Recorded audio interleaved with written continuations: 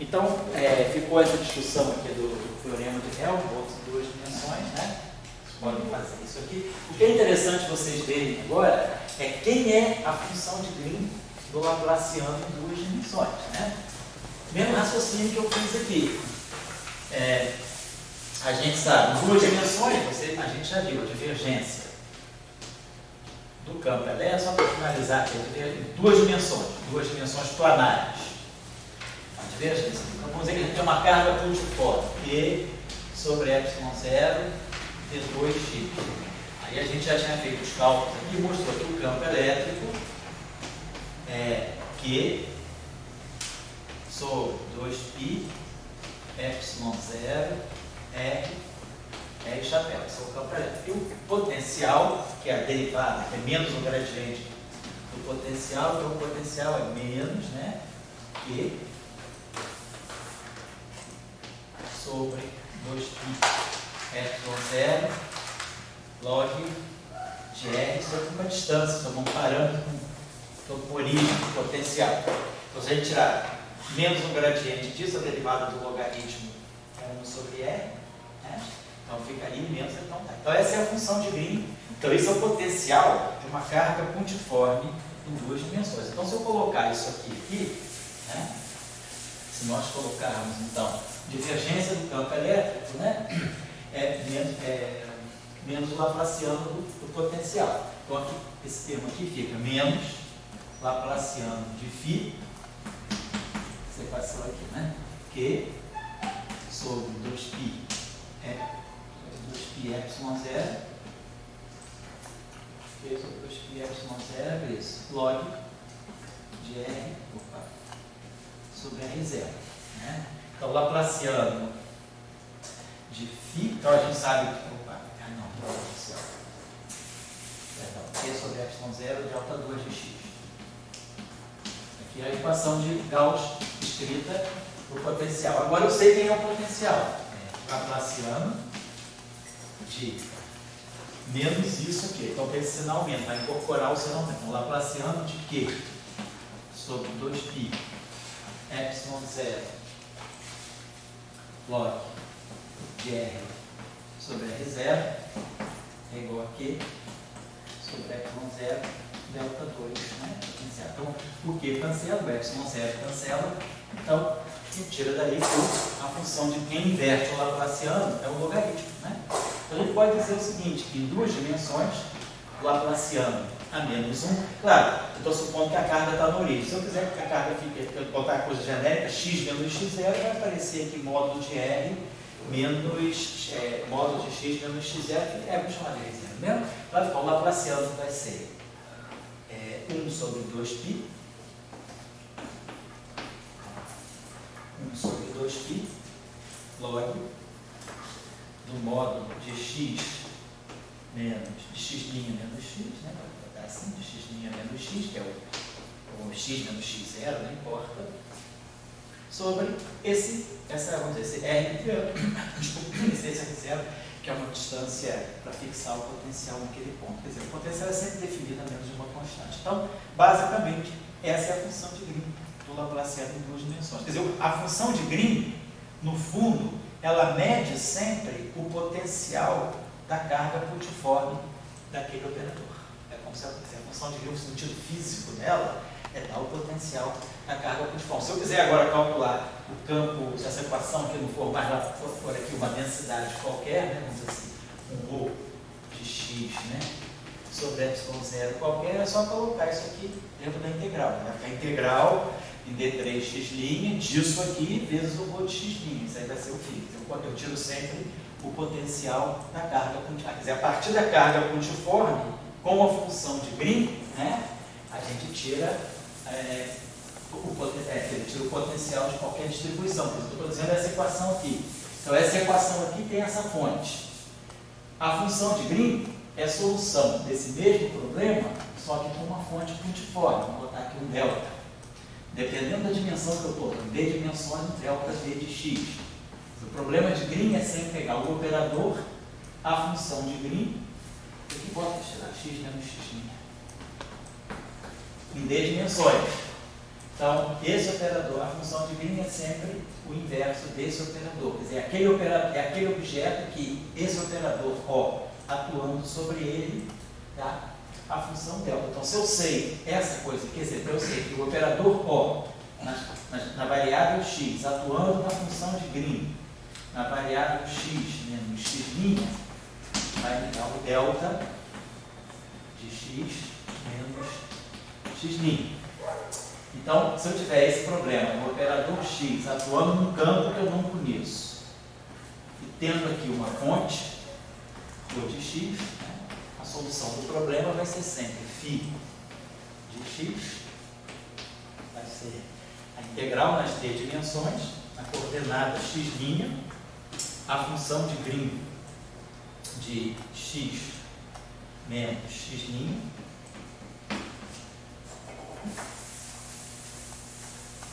atuando na fonte ou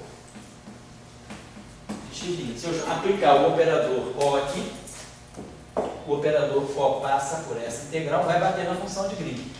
Quando ele bater na função de Green, ele vai dar o delta de Dirac. Aí o delta de Dirac vai eliminar essa integral e vai dar como solução, vai dar como resposta o ρ de x. Então, essa equação aqui, essa expressão aqui é sempre solução dessa equação, com esse objeto aqui sendo a função de Green. Então, eu determino a função de Green sempre pela carga pontiforme, pela fonte pontiforme.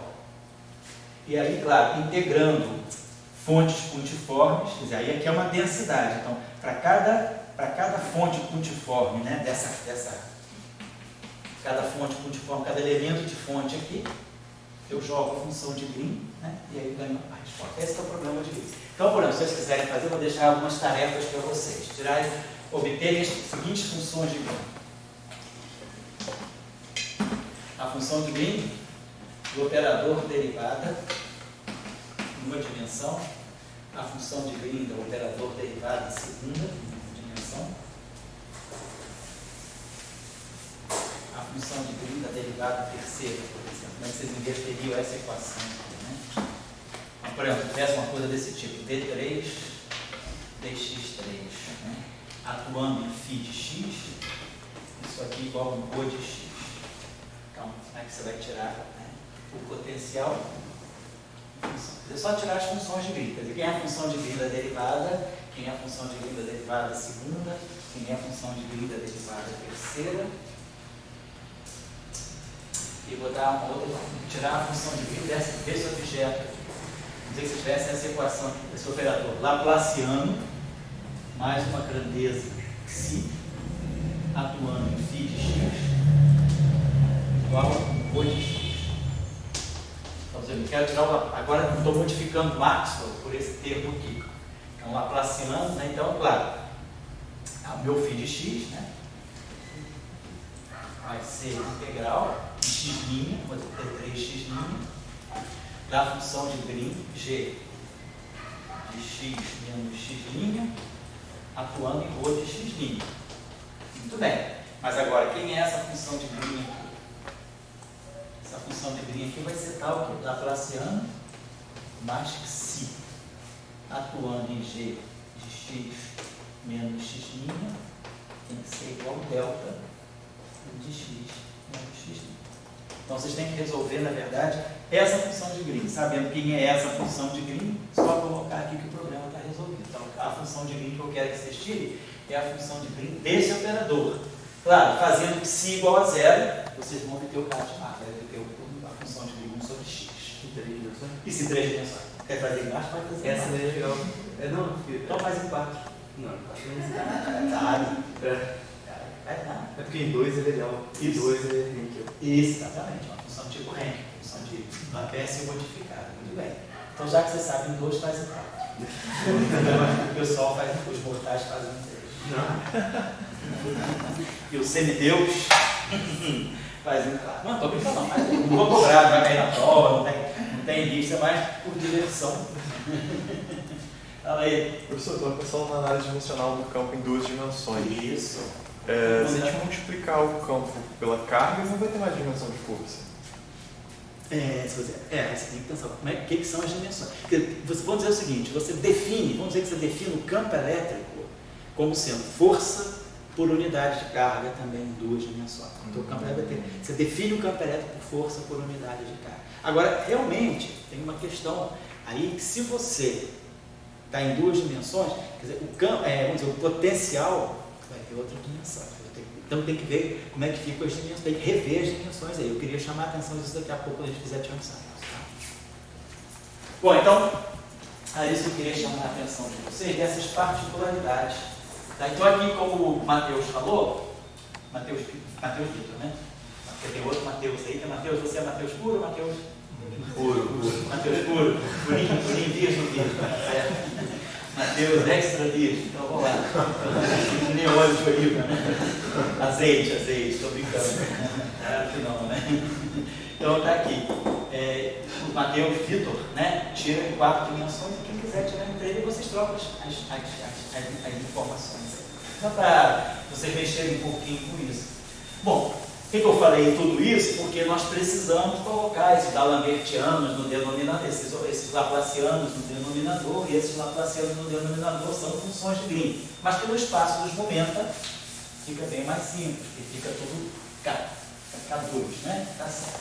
Agora, vamos fazer a modificação que a gente pode fazer nas equações de Maxwell. Vai aqui.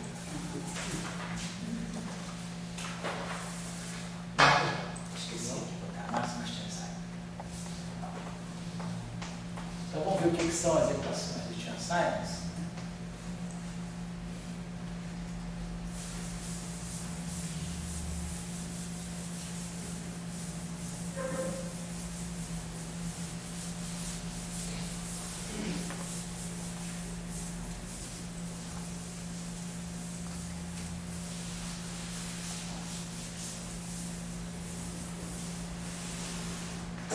Então vamos ver o seguinte, em 3 dimensões, o campo elétrico é um vetor e o campo magnético é um vetor, 3 dimensões espaciais, né? 1 mais 3. O campo, como a gente marca normal, o campo elétrico é um vetor e o campo magnético é um vetor. Agora, em 2 dimensões, nós temos a seguinte possibilidade, o B é um escalar e o E é um vetor. Então a gente pode observe assim, nada me impede, nós vamos ver que isso aí depois tem que ser compatível com a conservação da carga, de eu escrever essa possibilidade de equação aqui, divergência de E, mais um parâmetro que eu vou chamar de Xi, campo magnético, igual a ρ sobre ε0. Eu modifiquei, do ponto de vista da análise vetorial, a equação é um escalar, do ponto de vista das rotações. O E é um vetor, a divergência de E é um escalar.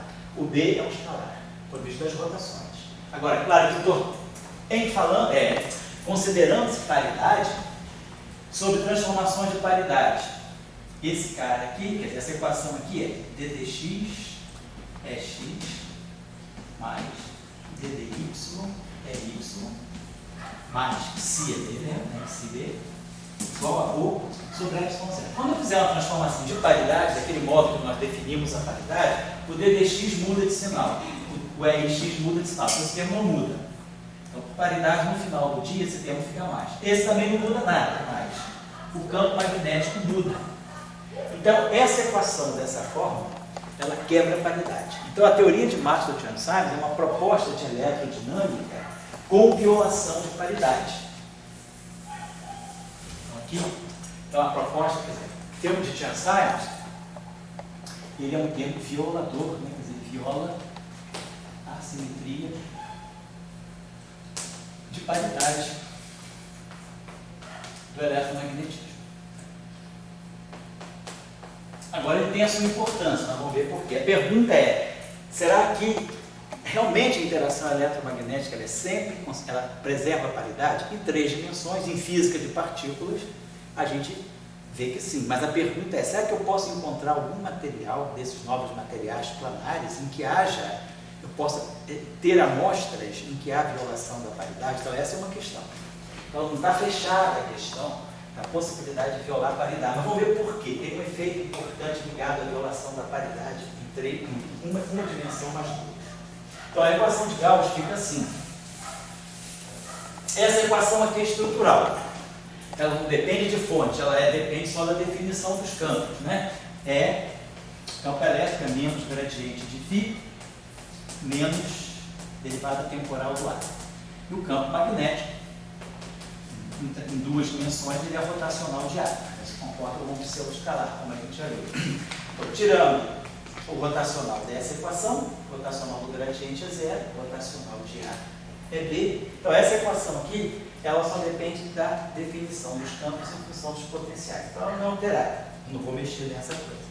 Agora, essa equação aqui, ela tem aqui um gradiente dual do campo magnético. A gente viu por que foi importante introduzir a questão do gradiente dual.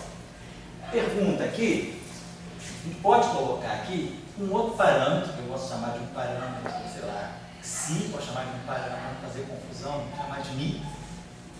Poderia colocar, será que eu poderia colocar aqui o campo elétrico?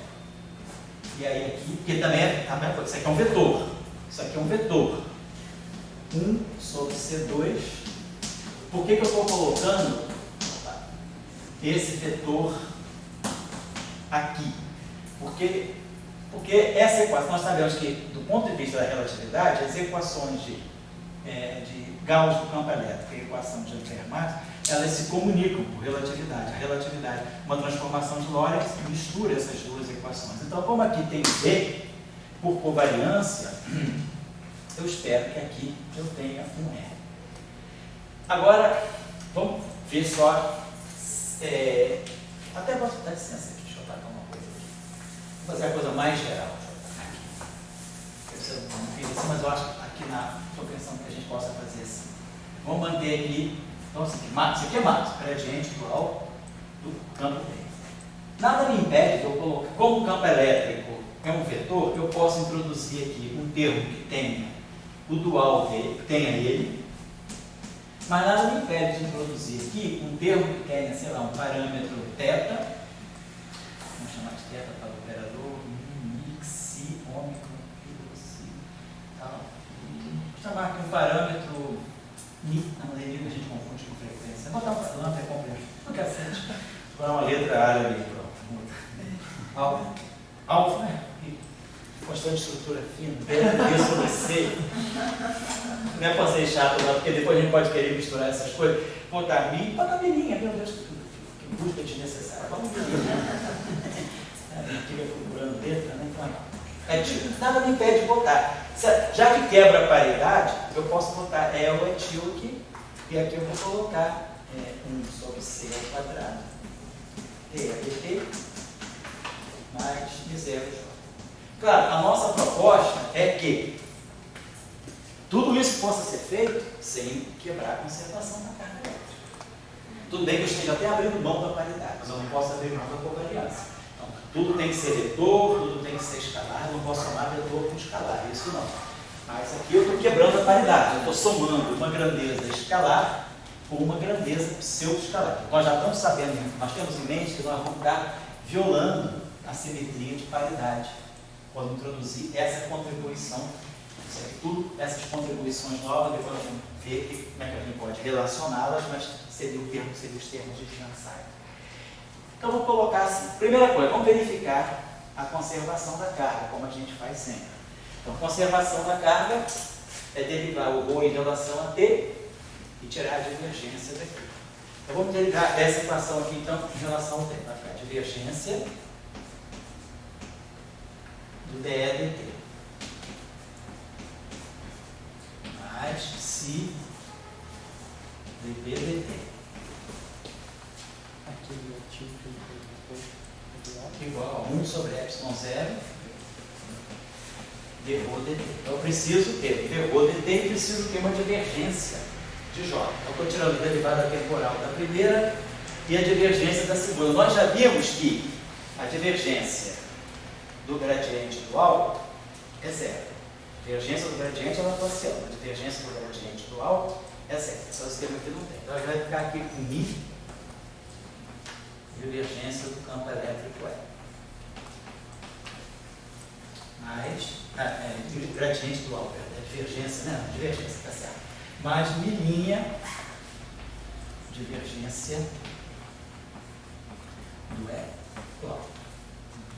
igual a 1 sobre C ao quadrado, ddt, divergência do E, mais M0, divergência do J. O que eu quero ter no final de tudo é derrô dt mais divergência de J igual a zero. Esse sistema tem que me levar a isso aí. Muito bem. Agora, divergência do E, divergência do E dual, vamos dizer assim, ó. Vamos lá, vamos ver o que a gente pode fazer. Onde eu posso apagar? Isso aqui são os antigos, né? Só essa aqui que vai valer, essas aqui estão sendo modificadas, então vamos apagar isso aqui.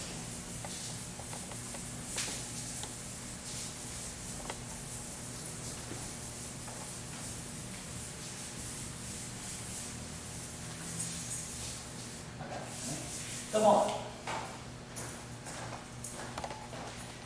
O que eu gostaria, esse termo que está aqui, DDT da divergência de E, DDT da divergência de E. Eu vou fazer o seguinte, vou trazer esse DDT da divergência de E para cá, para ficar só com essa equação aqui de baixo. Então vamos ficar com essa equação aqui de baixo. Mi, divergência do campo elétrico, mais milinha, não é isso? Divergência campo elétrico dual igual a 1 sobre C ao quadrado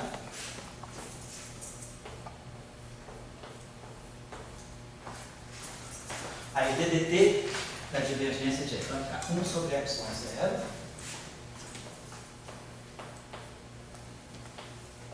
derrou dt, que é esse termo aqui, estou substituindo isso aqui 1 sobre epsilon zero derrou dt menos que si DDT do T.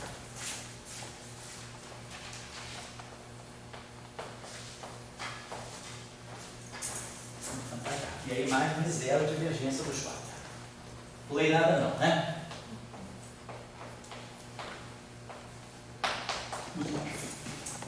Então vamos ver o que dá. Aqui eu tenho divergência do E, aqui eu tenho divergência do etil. Vamos lembrar o seguinte, quando eu escrevi equação de Gauss, de Faraday-Lenz, rotacional de E é igual a menos dB dt. Vou botar essa equação em função do E dual. Quem é rotacional de E? Rotacional de E é epsilon I J DI é J.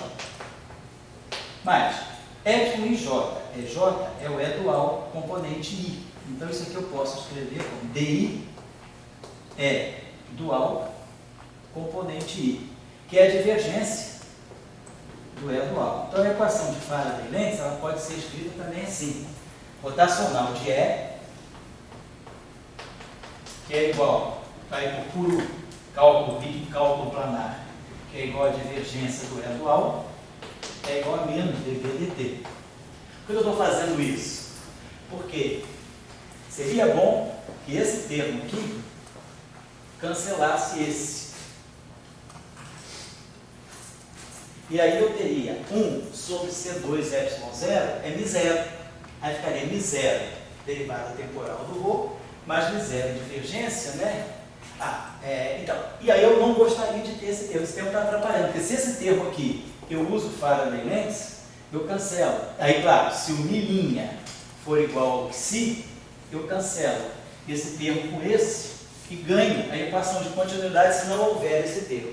Então, por conservação da carga, o que a gente está fazendo? A gente está fazendo algo que é, vamos dizer assim, não é um trabalho 100% limpo, mas a gente está fazendo um trabalho, a gente está tirando no escuro, nós estamos tentando modelar uma equação que possa ser compatível com a conservação da carga. Então, a conservação da carga está me dizendo que é razoável que esse termo aqui não exista, ou seja, que esse termo aqui não tenha, esse termo apareça para fazer parceria com esse, mas seria bom que o milinha fosse igual ao psi, ou igual a menos que si até, né? Para poder bater, porque eu gostaria que esse termo aqui, divergência de E, não, tá certo, divergência de etil é menos dB dt. Então isso aqui é menos, então isso aqui ficaria menos mi, linha, dB dt, que aí cancelaria com esse aqui, se o psi for igual ao mi. Sobre C2. Oi? Sobre C2. Obrigado. Onde é que é o C2? Fala para mim. Isso, obrigado. Boa, senão faria besteira mesmo. Então eu quero que o milinha, exatamente, seja o psi sobre C2, não é isso? Então milinha vai ser psi sobre C2. Então a gente pode fazer o seguinte, esse milinha aqui fica psi sobre C ao quadrado, vou apagar isso aqui. Esse termo aqui desaparece pela conservação da carga e parece que é assim, deixa eu apagar aqui. A gente consegue recuperar, quer dizer, essas duas aqui, esse termo aqui, então já saiu.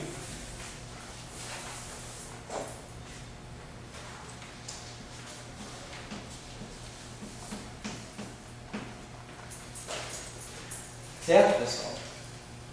Então, parece que a gente consegue modificar as equações de Maxwell de maneira compatível com a conservação da carga dessa forma. E um adicional, de que estamos violando a paridade. Então, nós quebramos a simetria de paridade. É meio doloroso quebrar isso na eletromagnetismo. Não é doloroso na física de interações fracas. Interação fraca quebra a paridade. É a única interação que quebra diretamente a paridade, quebra a CP. Mas aí com o eletromagnetismo tradicional, maxwelliano, ele não quebra a paridade, mas a gente está se colocando, abrindo a mente para que a gente possa considerar outros cenários eletromagnéticos, onde interfiram forças de natureza eletromagnética que possam tornar paridade. Então, um ambiente onde isso pode acontecer é um ambiente planar. E aí a gente já falou, a física planar é uma física hoje ligada a muitos sistemas, a muitos materiais, efeito Hall quântico de carga, efeito Hall quântico de spin, isolantes topológicos, supercondutores, grafeno. Então, tem muitos materiais bidimensionais onde a gente pode testar, né, supercondutores, a cerâmica e supercondutores, a supercondutividade planar, né, que começaram a ser desenvolvidas, justamente foi quem trouxe Charles Simons para a física de matéria condensada, foram esses high-TC superconductors, né? É isso aí. Então, esse sistema de equações aí parece conservar a carga. Se a gente levou em cálculo aí, o Thiago me ajudou a acertar ali o parâmetro, beleza. Agora eu vou ver se ele satisfaz as equações de campo, de onda. Será que eu tenho D'Alembertiano? Quer dizer, eu tenho que ver a descrição das ondas eletromagnéticas que saem daí. Então, para tirar a equação de onda, é tirar a derivada temporal de Faraday-Lenz. Aqui. Eu ganhei a equação de onda do campo magnético. Então, vamos tirar a equação, derivar essa equação em relação, derivar essa equação em relação ao tempo. Vai ficar rotacional. Aí vamos usar na forma do rotacional. Rotacional. Por que eu vou usar essa equação aqui? Um rotacional de E? Porque aqui aparece, né, direto um DEDT. Então eu sei quem é DEDT para esses campos aqui. Então vamos colocar assim, vai ficar rotacional de DEDT igual a menos derivada temporal segunda do escalar magnético. Então a gente tem que dar um jeito agora nessa equação aqui. Então vamos lá, rotacional DEDT. Então vamos multiplicar tudo por C2. Vai ficar C2 gradiente dual do B. Mais psi etil.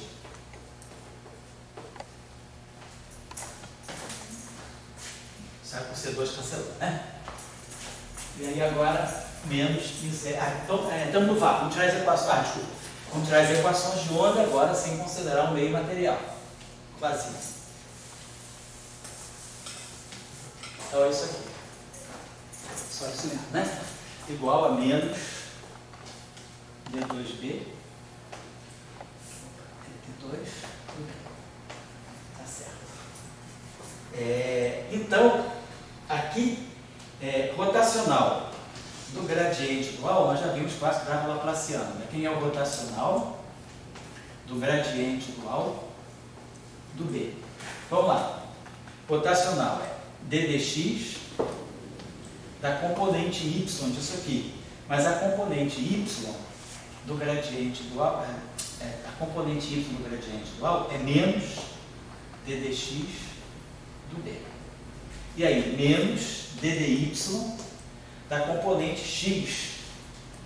Perdão, não, da componente, menos d dy da componente x. A componente x é menos, né? Então vai ficar aqui menos componente, perdão, componente x é o dy. Então vai ficar mais dy2 do B.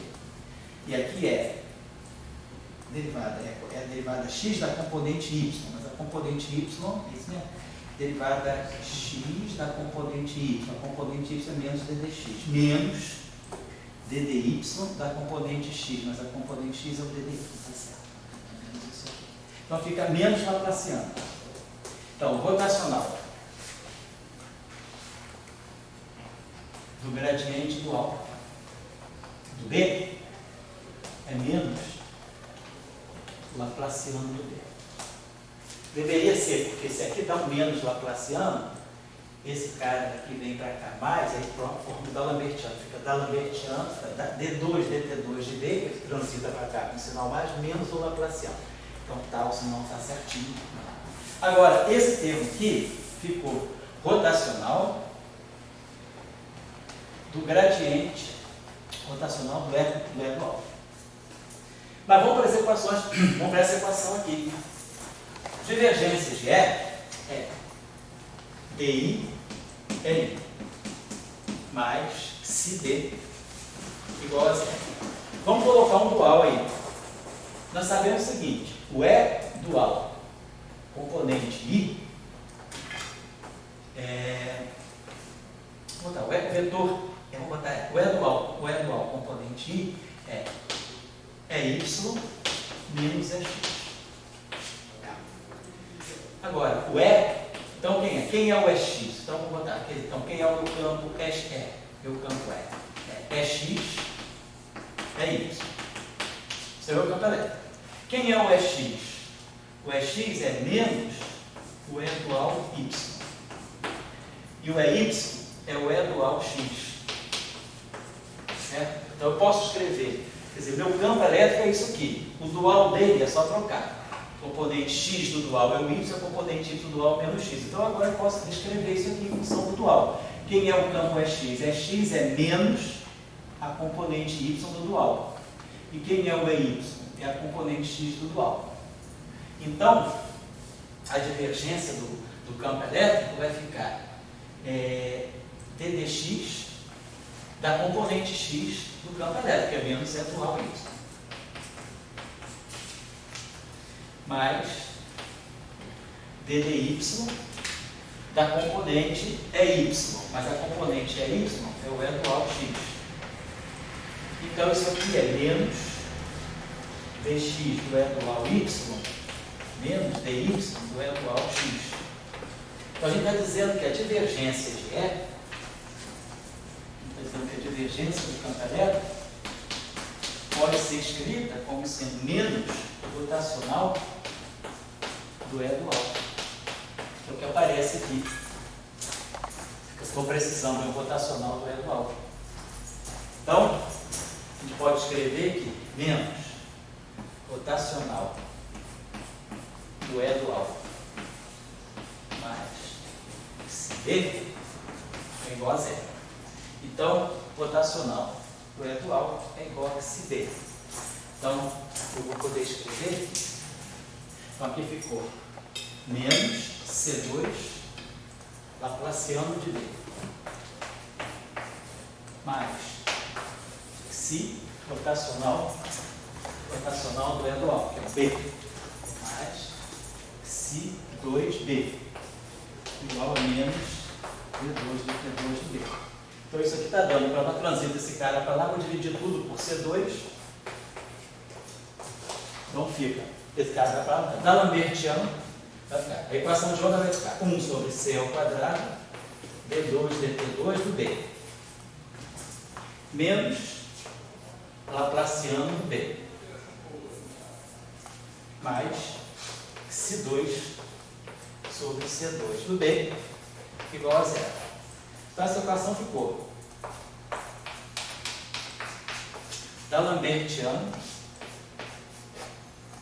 mais psi ao quadrado sobre C2B igual a zero. Então nós temos uma nova equação de onda. Certo? Isso aqui é muito importante. As relações a gente vai derivando à medida que for aparecer.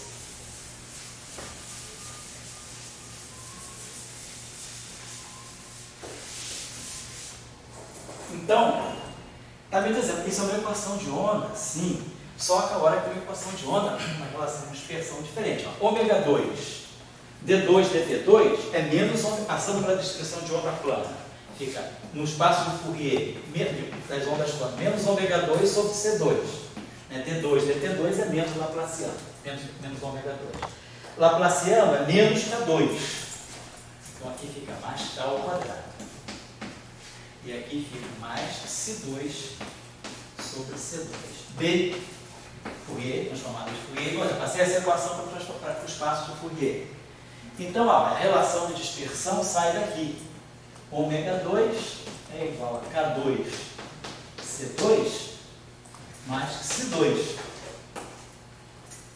Então, se eu vou para o espaço agora, fazer a complementaridade, olhar para o espaço material, H multiplico por H cortado ao quadrado, H cortado ao quadrado, ômega 2 faz o E2. H cortado ao quadrado, K2 faz o P2.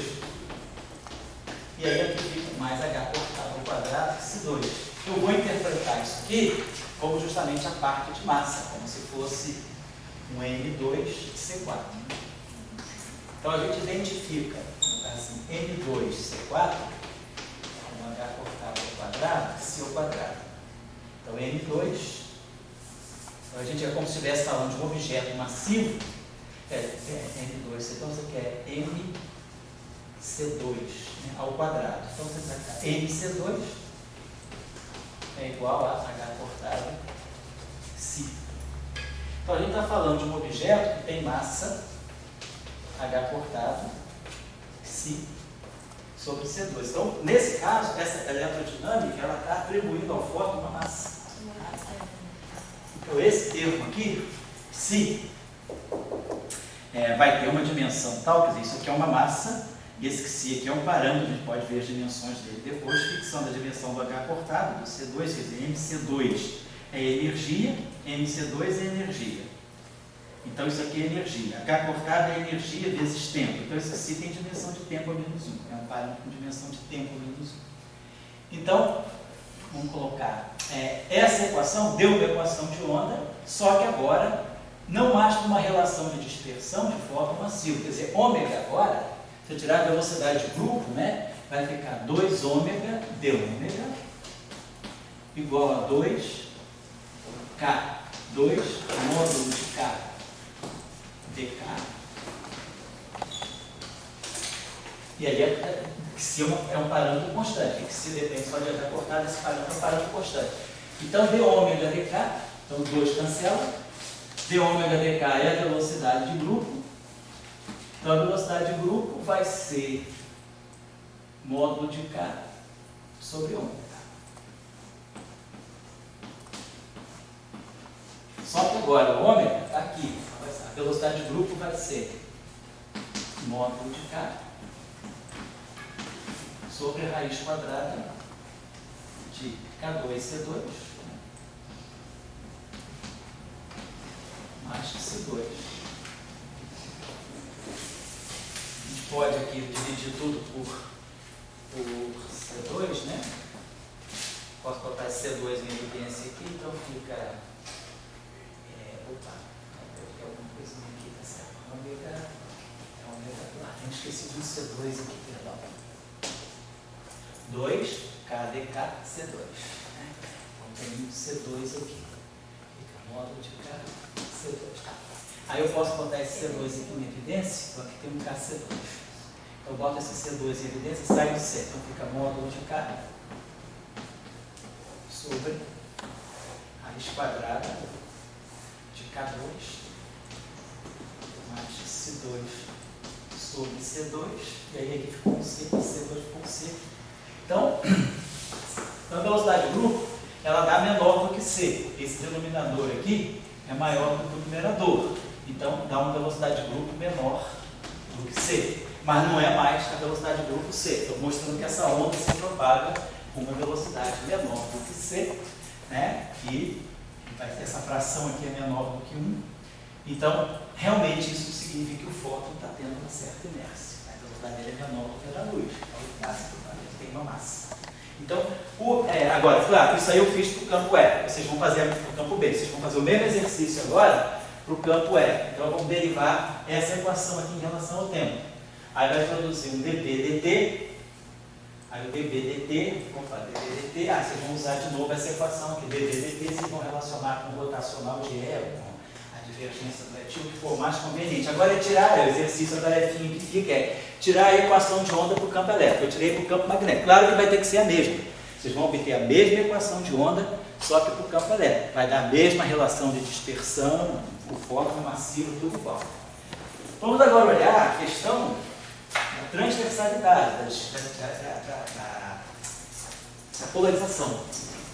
Então nós vemos o seguinte, no caso de Marx, que se a gente fizer psi, outra coisa, outro testezinho, fazendo psi igual a zero, a gente recupera o máximo, né? Porque K sobre módulo de K dá 1 igual a C, então a velocidade de grupo é igual a C. Então, se a gente fizer psi igual a zero, a gente reproduz o caso de Maxwell.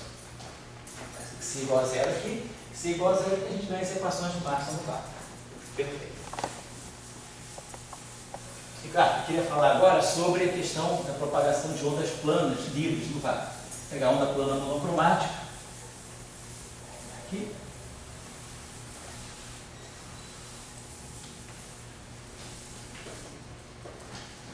Então vamos lá.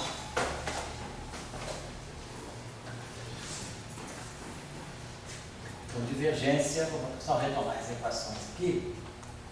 Divergência de E mais, então, psi, né? Psi D pelo vácuo, igual a zero. Depois, rotacional de E.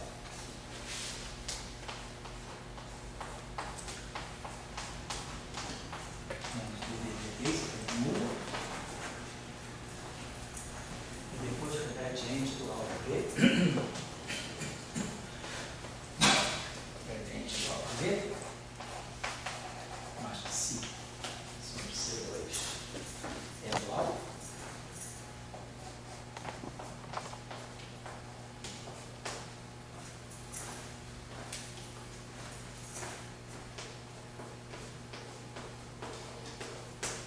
Só isso, né? Não tem que ter J, não. Só isso, tá certo. Então, as equações de Maxwell estão aqui. Maxwell de Chern-Simons. Maxwell, né? Então, Maxwell, Chern-Simons. 1 mais 2.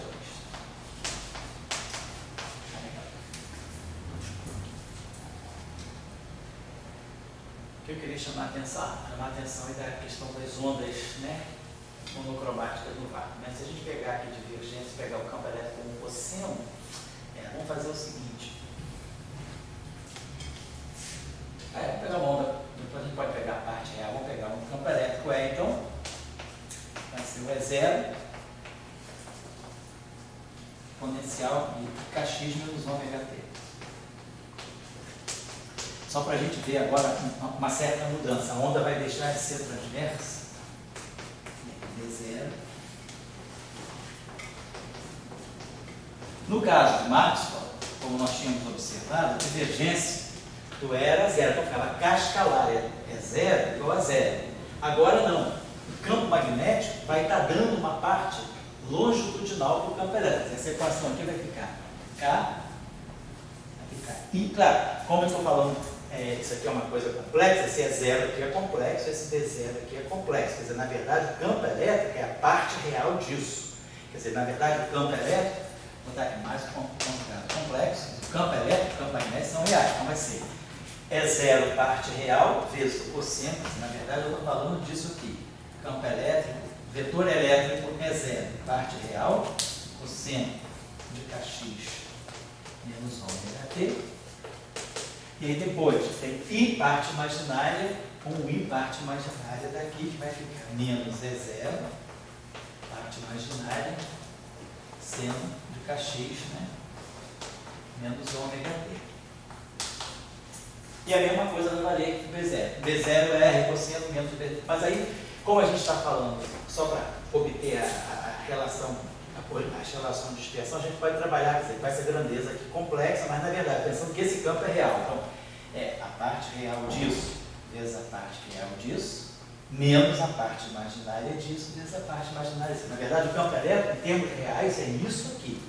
Mas eu estou só trabalhando com E0 complexo e B0 complexo, e essas ondas a gente normalmente faz isso, para tirar a relação de dispersão, só para tirar essas grandes. Mas, claro, o campo elétrico verdadeiro é isso aqui, mais o conjugado complexo dele.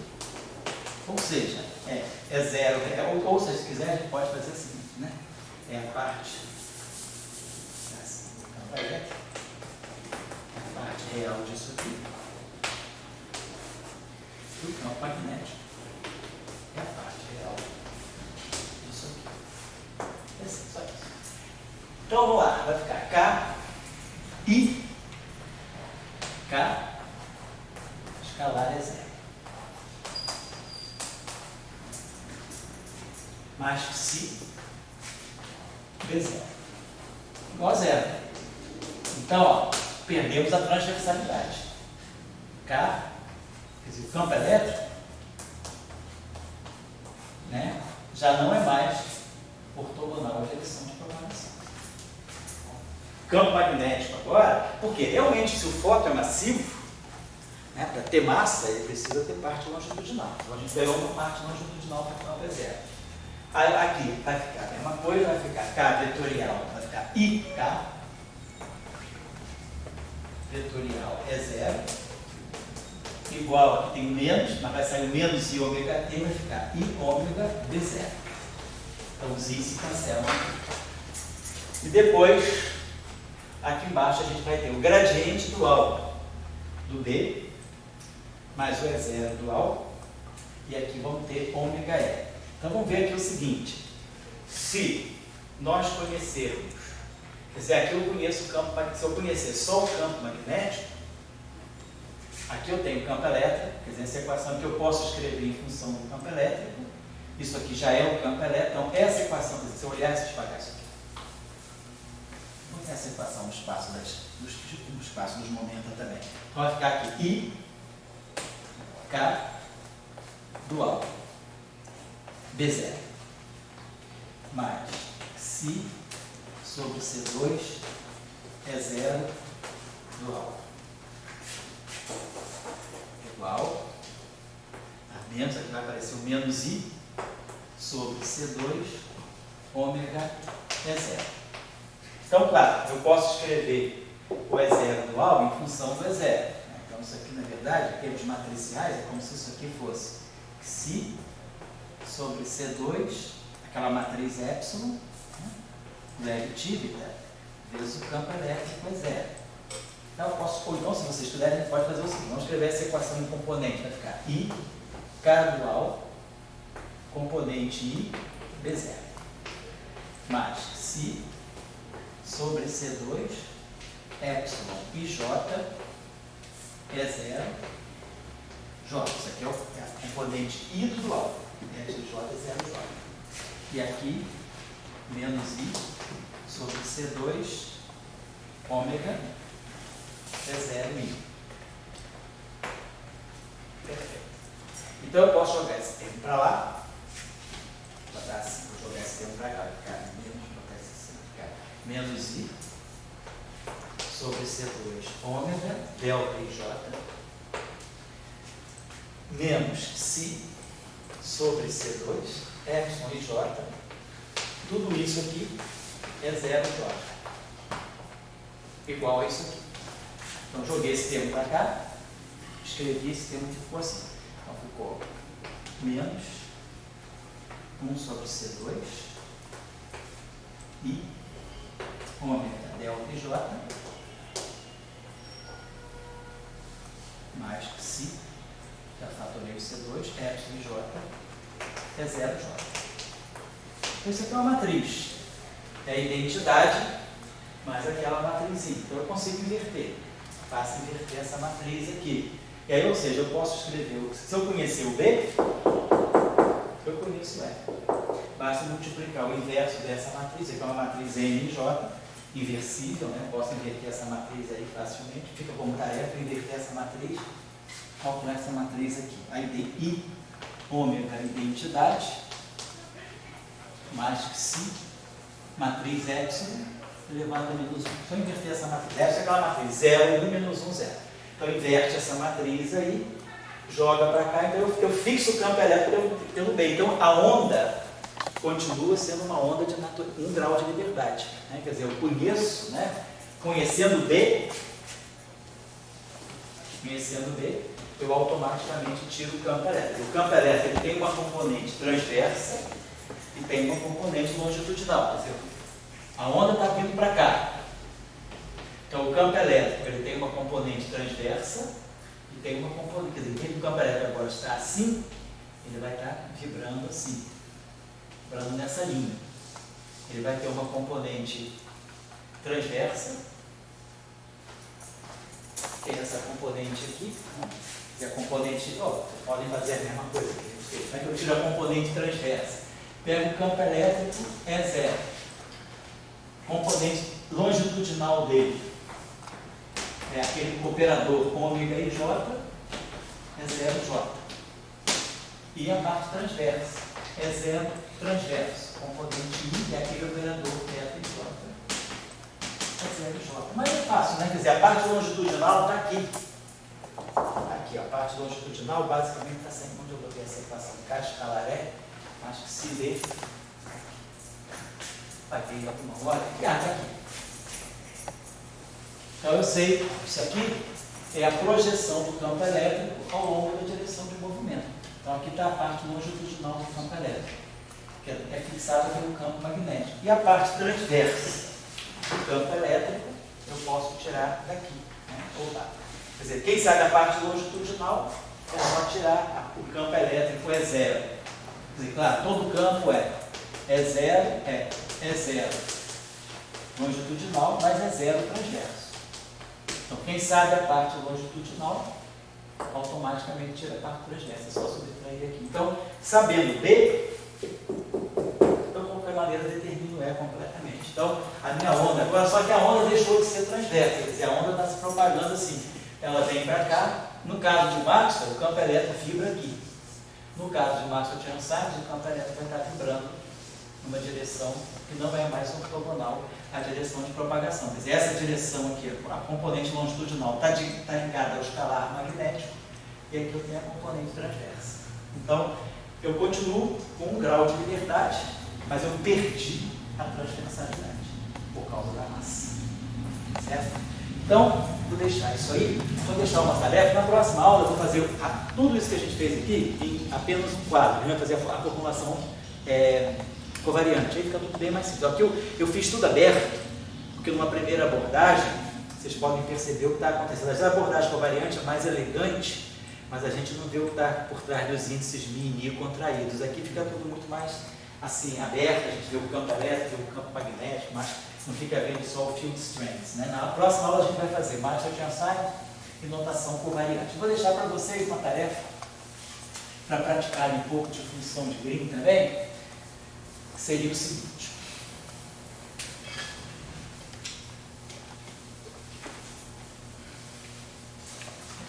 Usando aqueles operadores que a gente introduziu,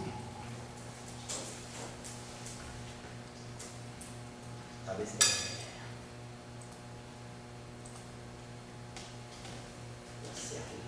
vou botar aqui. Na próxima aula a gente vai ver um operador mais interessante, que em 2 dimensões aparece no caso planar aparece um operador novo em relação ao caso de 4 dimensões. Mas na próxima aula a gente vê isso. Vou fazer agora só o seguinte exercício, vou dar a seguinte tarefa. Nós temos, vamos dizer, 2 campos. O campo vetorial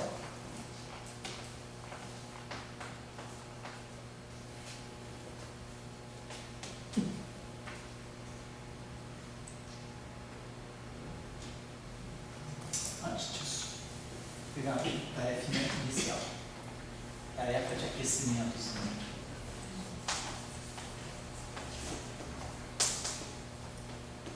tarefa de aquecimento foi a seguinte.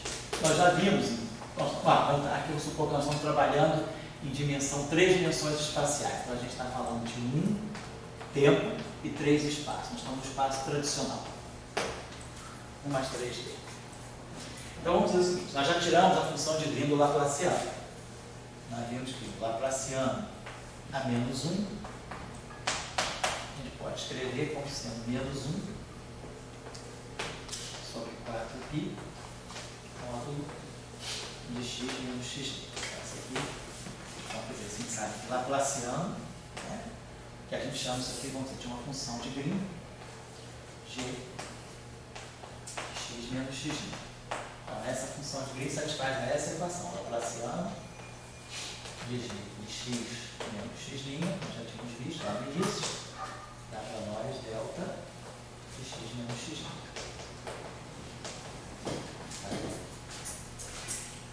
Vou fazer o seguinte, vou pedir para vocês fazerem a função de Green desse operador aqui. Vamos dizer que o nosso operador agora seja Laplaciano, vou fazer outra coisa aqui, perdão. É um outro operador aqui, eu também deixei aí, mas vocês não fizeram, mas eu deixei como tarefa. Laplaciano mais psi, a menos 1. Onde esse psi aqui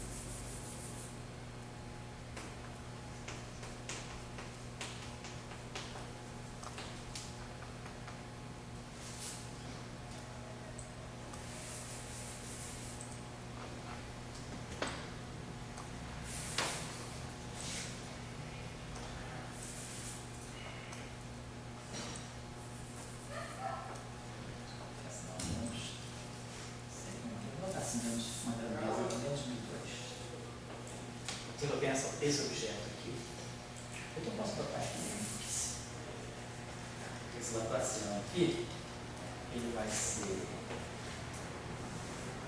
menos exponencial raiz quadrada de psi onde x menos x' sobre 4π onde x menos x'. Essa função de Green aqui é a função de Green desse operador aqui. Se eu fizer o psi igual a 0, eu ganho Maxwell. Faço psi igual a 0, o exponencial de 0 é 1 e fica menos 1 sobre 4π. Então essa função de Green aqui, que é o potencial de Yukawa, na verdade, né? Peraí, como disso? É menos x quadrado de psi. Psi aqui é um parâmetro positivo.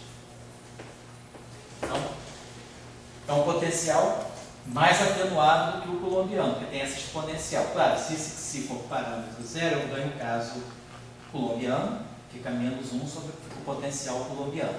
Mas, se o psi for diferente de 0, um parâmetro positivo diferente de 0, nós temos aqui esse decaimento exponencial, que é isso aqui que a gente diz. Esse aqui é o potencial chamado coulombiano e esse aqui é o potencial chamado potencial de Yukawa.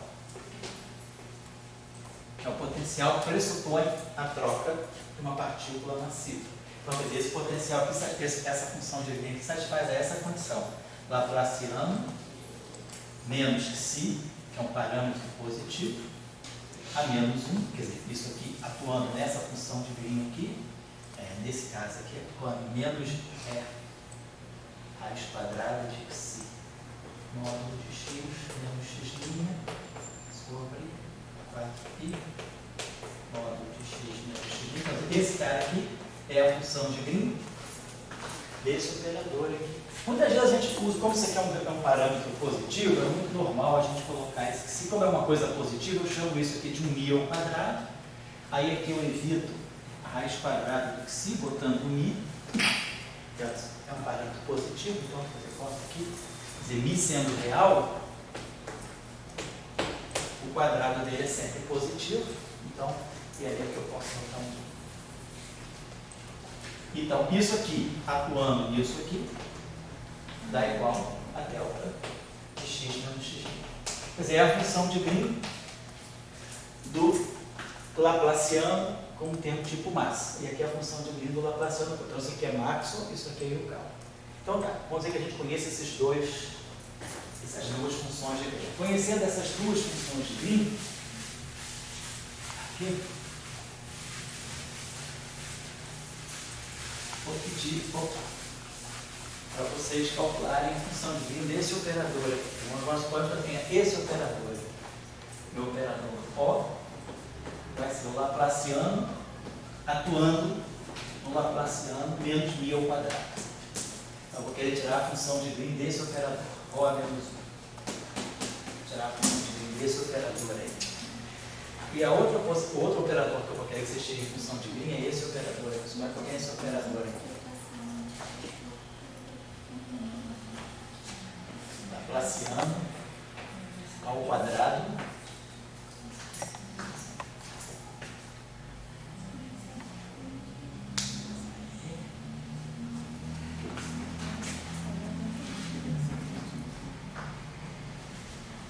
Professor, fala é só para confirmar, ele tem menos mil, não? aonde? Ali na segunda. Aqui? Ele tem menos mil? Aqui tem, tá errado, sim, obrigado. É isso aqui. Vai ser potencial de um carro, esqueci, obrigado. Esse menos está muito feio aqui. Menos esse menos aqui. Menos aqui, exponencial de menos esse, obrigado.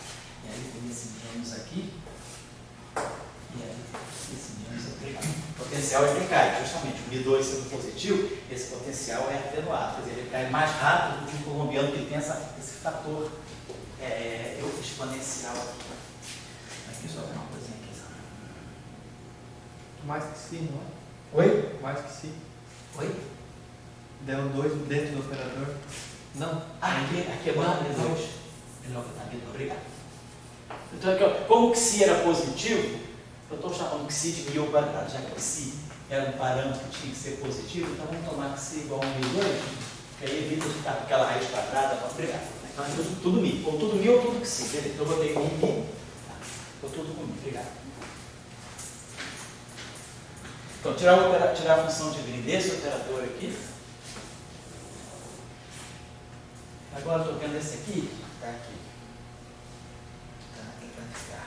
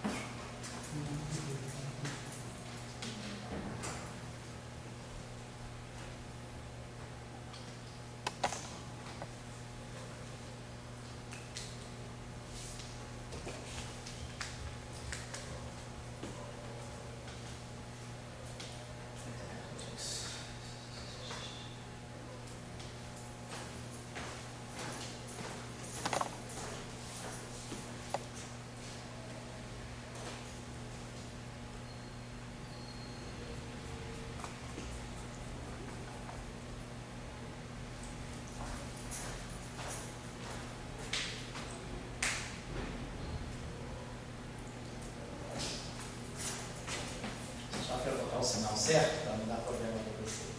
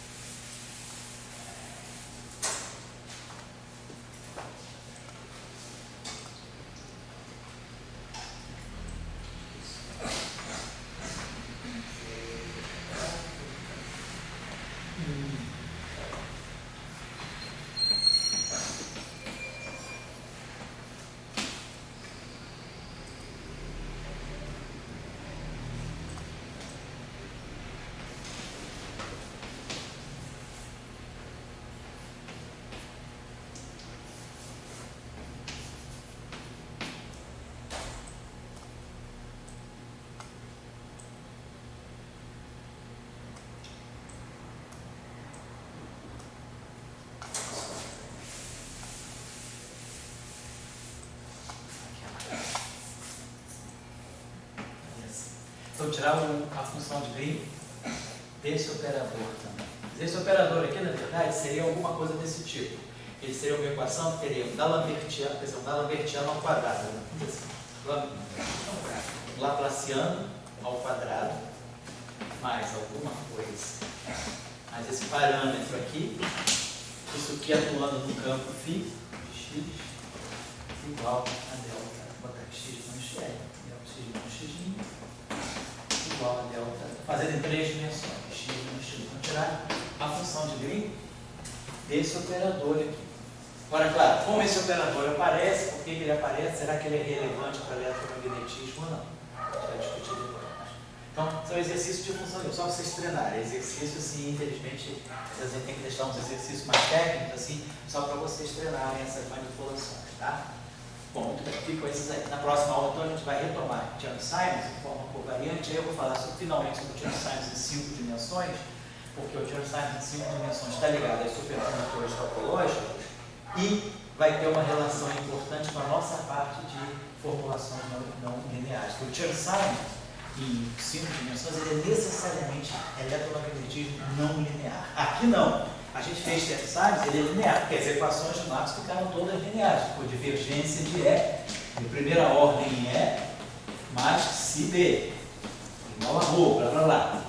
Depois ficou, botar o gradiente dual de B, mais, não lembro, C sobre C2, é dual. Igual a 1 sobre C ao quadrado, ddt do E, mais a corrente. Então, as equações são todas lineares. Tudo, primeira potência no campo. Então, as equações são lineares. Né? Não vale o princípio da superposição. Isso é o Chern-Simons em 3 dimensões. Se nós formos olhar o Chern-Simons em 5 dimensões, ele necessariamente é não linear. E aí não vale mais o princípio da superposição. E ele tem um interesse, porque o Chern-Simons em 5 dimensões, ele dá origem à aerodinâmica topológica, que está ligada aos isolantes topológicos em 4 dimensões, e dá origem também à não linearidade. Então a gente vai falar sobre Chern-Simons em 5 dimensões, na próxima aula. E fala que, quer dizer, isso aí automaticamente está ligado aos supercondutores topológicos também. Então eu acho basicamente isso. Eu acho que semana que vem é na véspera da greve, né? A greve está presente. Então a gente vai poder ter aula no dia 13, né? A gente vai ter aula, e aí eu acho que dá para terminar isso e começar a não linearidade, tá bom? Que aí eu já puxo o Chern-Simons em 5 dimensões para puxar a não linearidade, tá legal? Obrigado aí pela atenção de vocês.